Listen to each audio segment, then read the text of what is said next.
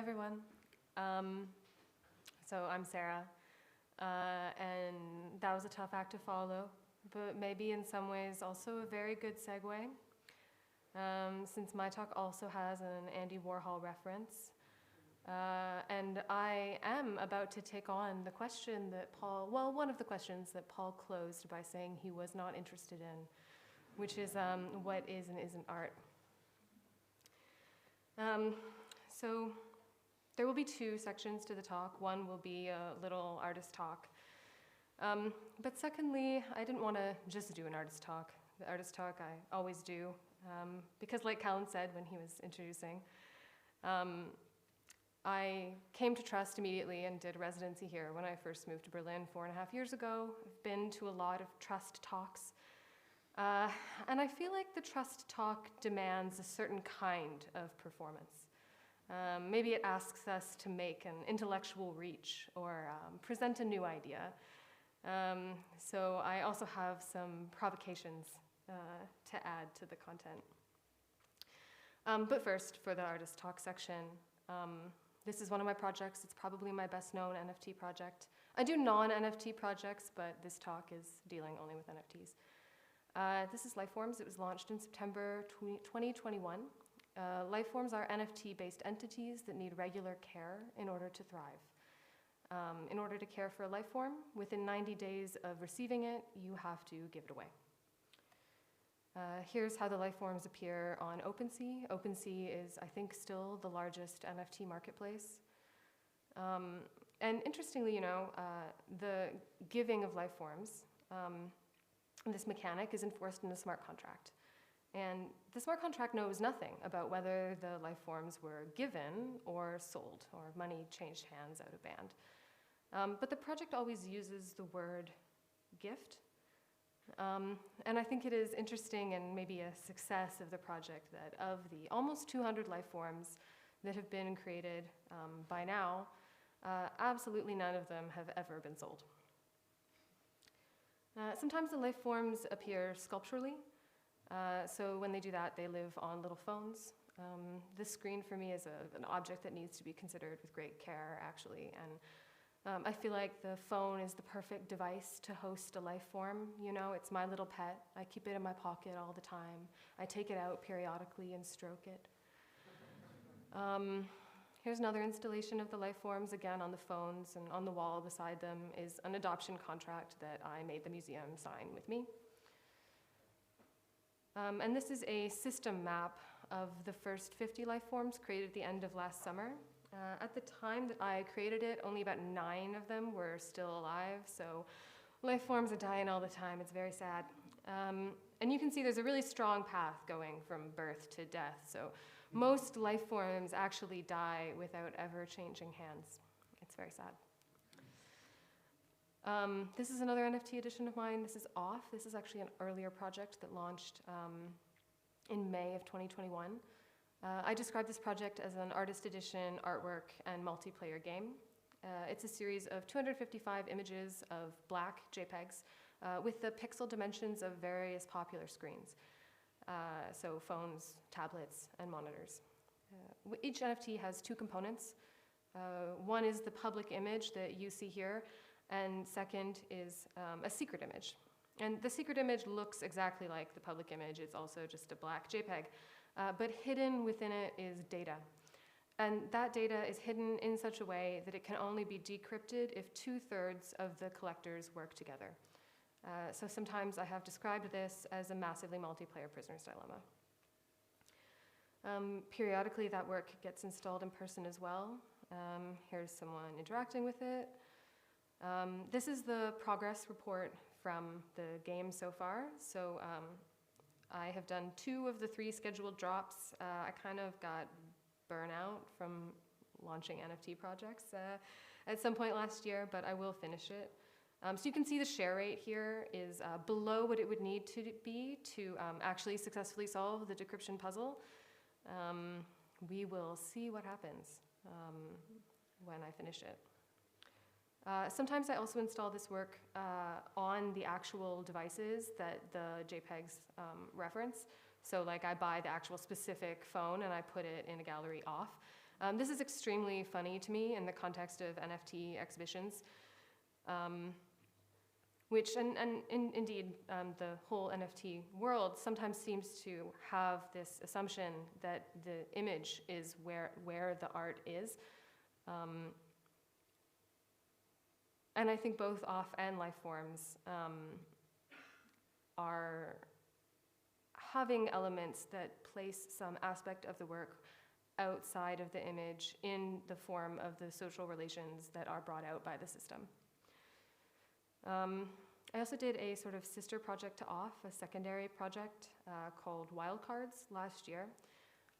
It's a card deck where all of the faces on all of the cards are black, but actually hidden inside the back image, the blue back image that's very familiar, is the number and suit. So the edition is actually a playable card deck, kind of borrowing the form of the Magician's marked deck, and similar to the NFT, the all-black NFT edition of Phone Screens. There's sort of this move where the meaning is elsewhere or underneath or maybe behind the place that we expect it to be. Okay, on to part 2 of the talk. So the reason I opened with the Warhol portraits on the front slide, and that I like to talk about them in the context of PFPs, more than most artists, Warhol embraced the new norms of capital and took them as the subject matter of his work. The portraits in particular, I think, speak to the PFP phenomenon in NFTs, and I forget who told me this. It might be an apocryphal story. I looked for the source when I was preparing this talk, but I couldn't find a really good one. Amongst the portraits of the very famous people like Marilyn Monroe or Michael Jackson, there are also all these less known portraits of, a face you don't recognize.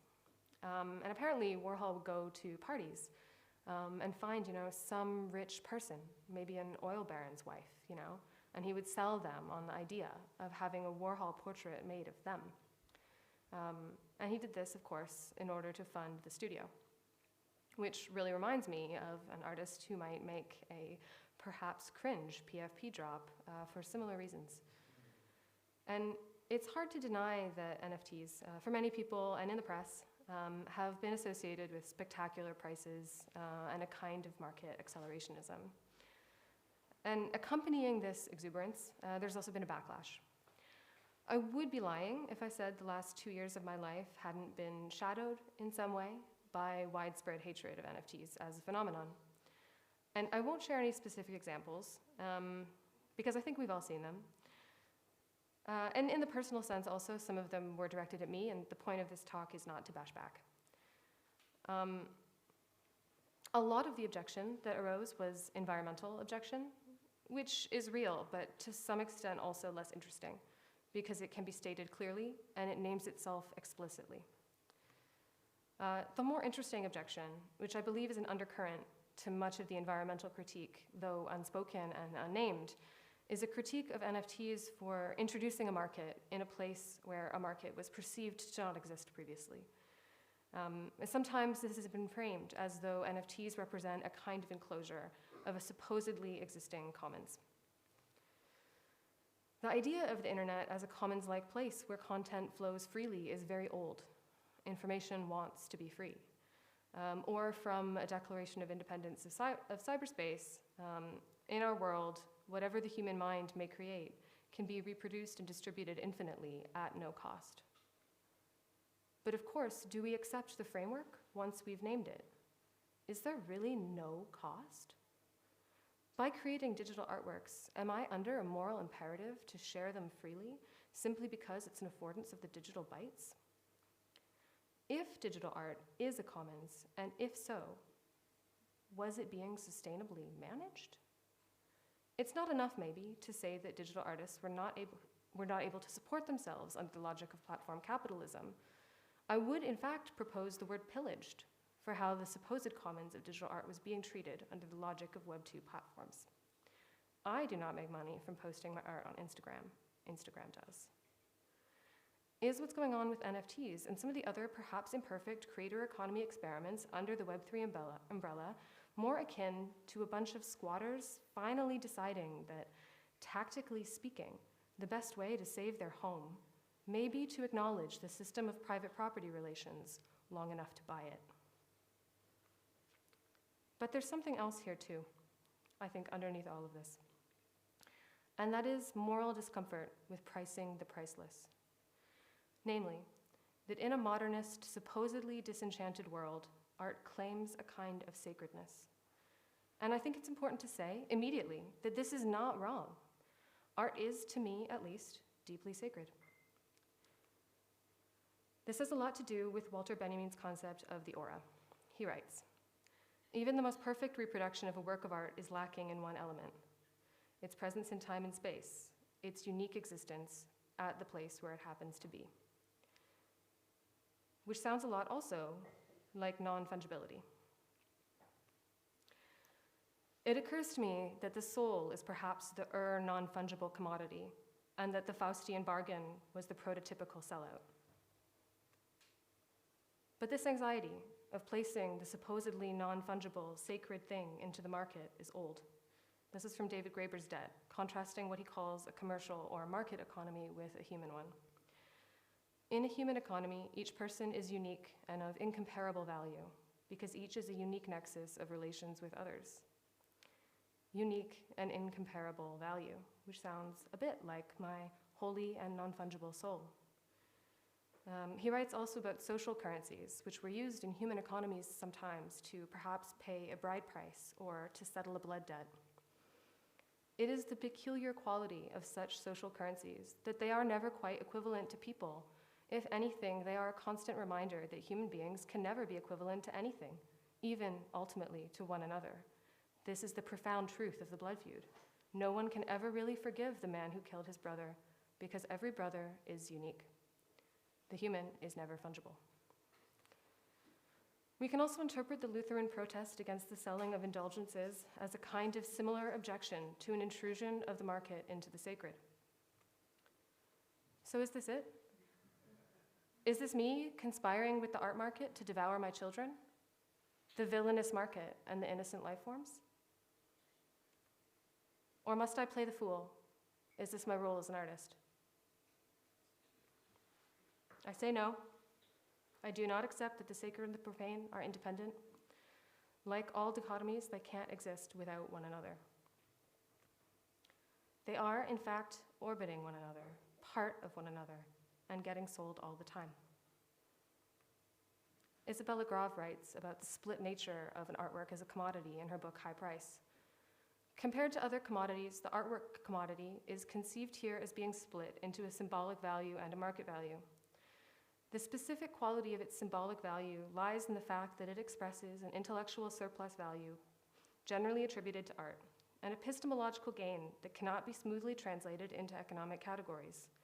What is at stake here can indeed not be reduced to a price, but the artworks nevertheless have a price, at least when circulating on the art market. I think one of the other conventions of a trust talk is to have at least one insane diagram. So I've done my best to deliver on the format. So if we can think of the sacred and profane as being these spaces or polar concepts that spiral around each other, we can maybe ask, what is the thing that they are orbiting? And I have placed here art in the middle as the gravitational well, sucking both of these concepts in. But what else besides art could exist in this place of tension? What other things that we imagine as potentially sacred and outside the market, uncapturable by price, are simultaneously part of a very real market and being priced all the time? Some that came to mind are sex, care, and nature, especially seen in various Web3 schemes to price an ecosystem. The remainder of this talk will mostly focus on the first two here, art and sex. But if we were to draw out the diagram more fully, we might find these associated concepts. Most importantly, perhaps Madonna and whore. But also we've discussed aura and its reproduction. non-fungibility and fungibility, and for the Federico Campagna fans here, we have magic and technic. So Walter Benjamin again on art as ritual and the way the sacred in fact persists in the profane.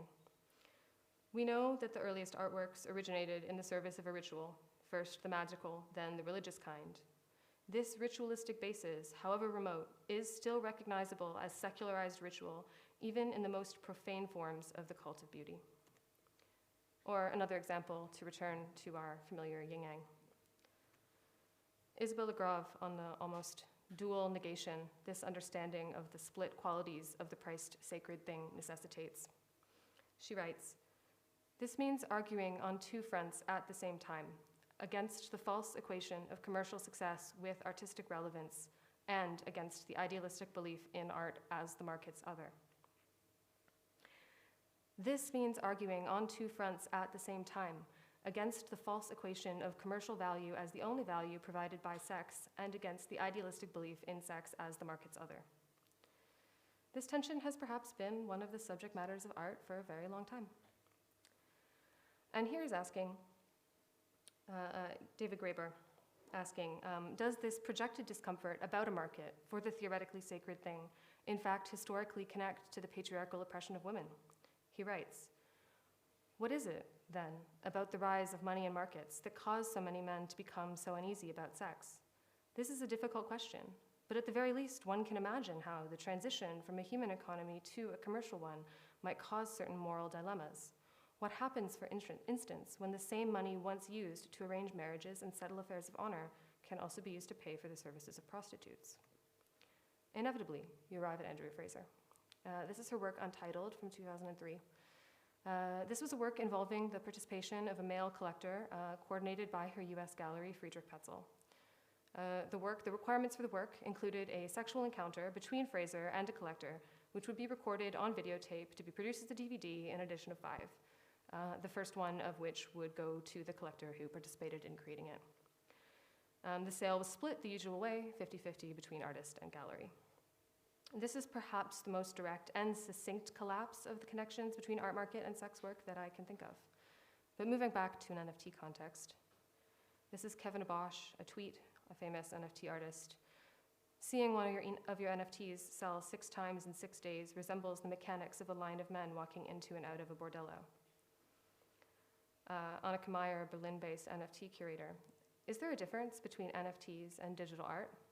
Memo Acton, one of the most vocal critics of NFTs, responds, "Only in as much difference as there is between having sex and monetizing sex through, say, Onlyfans.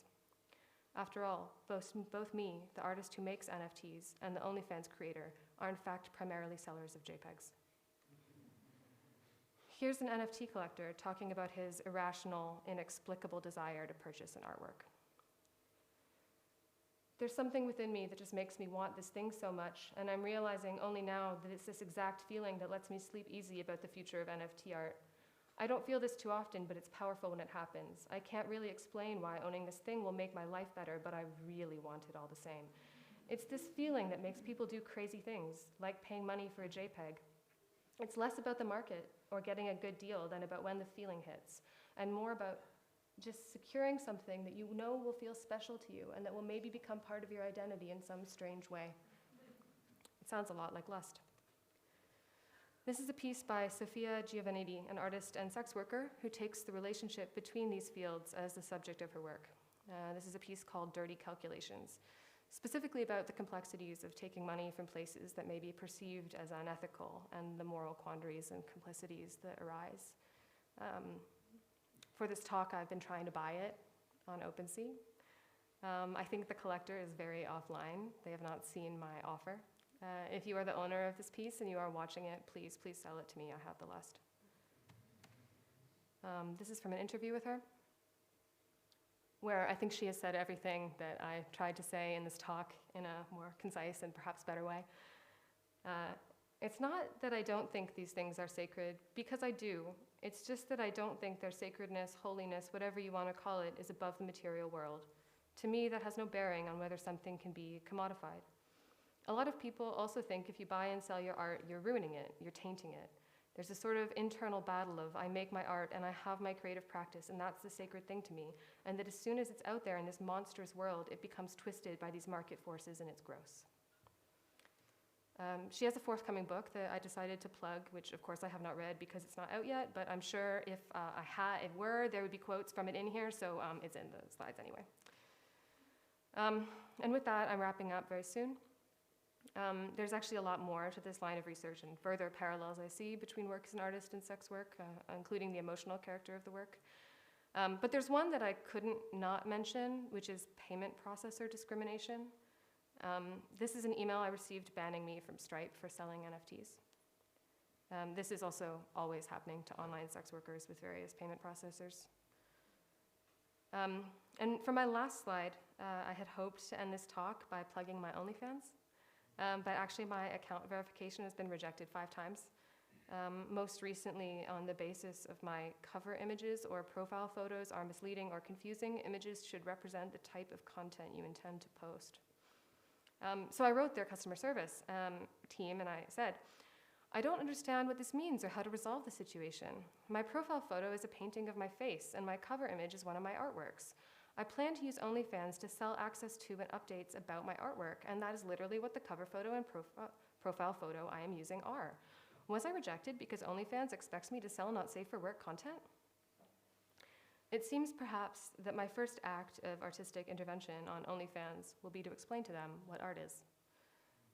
Unfortunately, much like Justice Potter Stewart in the famous 1964 verdict on whether the state of Ohio could ban a film on the basis of it being hardcore pornography. He wrote, I shall not today attempt to further define the kinds of material I understand to be embraced within that shorthand description, and perhaps I could never succeed in intelligibly doing so, but I know it when I see it. Thank you.